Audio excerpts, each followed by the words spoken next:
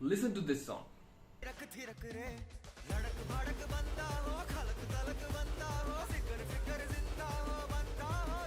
Now, listen to this.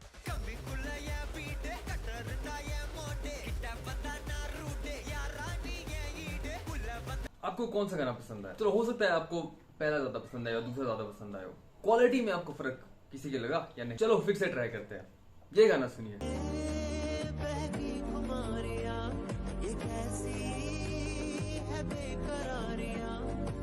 और अब ये।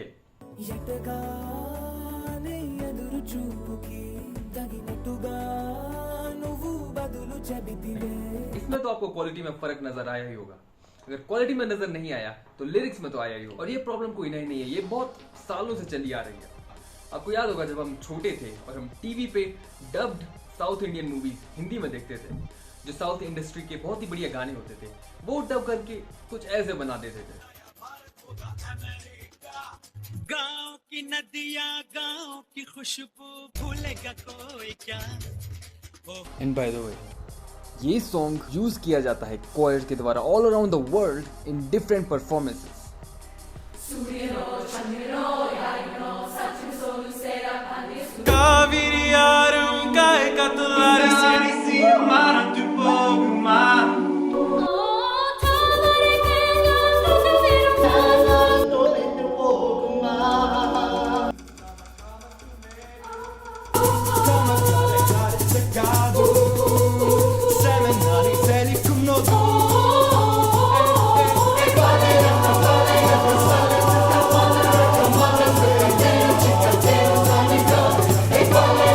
रीजन क्या है?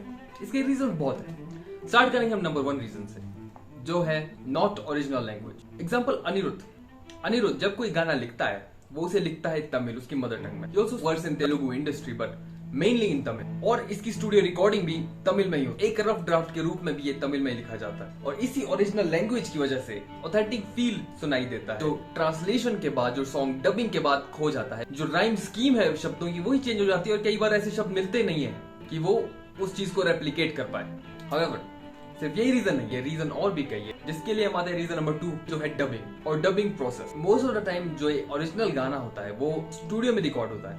स्टूडियो में इसकी लाइव रिकॉर्डिंग होती है। सिंगर, प्रोड्यूसर, म्यूजिशियन सारे एक साथ बैठ के इसे लाइव रिकॉर्ड करते हैं। Most of the time there different processes, सब प्रोड्यूसर्स के अलग अलग प्रोसेस होते हैं। बट जो वो पहला गाना निकलता है after recording process, that is very authentic. उसकी क्वालिटी बहुत हाई होती है। उसके बाद शुरू होता है डबिंग प्रोसेस। और डबिंग प्रोसेस में यूजुअली, अब ऐसे भी कई सिंगर्स हैं जो ऐसा नहीं करते हैं, but usually it's dubbed over already recorded instrumental. तो इंस्ट्रूमेंटल होगा और उसके ऊपर वो डब कर देंगे जो नए लिरिक्स होंगे, और उसके बाद ऊपर से मिक्सिंग करेंगे। इस वजह से जो रिफाइंड डिटेल उस गाने की होती है वो चीज मिस हो जाती है, स्मूदन आउट हो जाती है वो डिटेल्स। और ये चीज आप नोटिस करोगे अगर आप बहुत ही ध्यान से सुने बहुत से गाने। MM कीरावानी जो इंडिया के second Oscar winning music composer है, एग्जांपल अगर आप नाटू नाटू सॉन्ग को सुने जिसे ऑस्कर मिला था, और ये डिफरेंस आपको बहुत ही अच्छे से सुनाई देगा अगर आप ध्यान से उन दोनों गानों को सुनोगे, नाटू नाटू और उसका हिंदी डब नाचो नाचो। और वो जो रिफाइनरी होती है, वो जो डिटेलिंग होती है, वो स्मूदन आउट हो जाती है। जो बैकग्राउंड म्यूजिक की शार्पनेस है वो भी डल आउट हो जाती है हल्की सी after the entire recording process. और इसका तीसरा रीजन है लिरिक ट्रांसलेशन। कई बार ट्रांसलेशन के दौरान लिरिक्स वो प्रभाव नहीं डाल पाते जो ओरिजिनल लिरिक्स डाल पाते थे। जिसका नया एग्जांपल है जवान मूवी का जिंदा बंदा गाना, जिसके लिरिक्स भले ही बहुत ज्यादा पोएटिक और बहुत अच्छे थे, पर वो जो मजा, वो जो हाइप उसके तमिल वर्जन पैदा करता है वो हिंदी वर्जन नहीं कर पाता है। हालांकि इसका उल्टा भी सच है। कई बार ऐसा होता है कि ट्रांसलेट करके जो सॉन्ग निकलता है वो अपने ओरिजिनल सॉन्ग से भी ज्यादा अच्छा होता है। जिसका एक एग्जांपल मैं आपको दूंगा, Srivalli song from Pushpa, which is not the original song, it's a Hindi dubbed song written by Rakib Alam and sung by Javed Ali। और ये डब करने के बाद सुपर डुपर हिट हो गया, ये वायरल हो गया था ये सॉन्ग, और ये हर आदमी के मुंह पे था। My personal taste, I like it more than the original song. और इतना ही नहीं, इस डबिंग प्रोसेस की वजह से हमें कई ऐसे गाने भी मिलते हैं जोर जोर जोर से बार बार से जोर से जोर से जोर जोर जोर से बार बार से जो पहले कुछ ऐसे सुनाई देते थे। जोर जोर जोर से बार से बार से जोर से जोर जोर जोर से बार से जोर से सेम ही था क्या?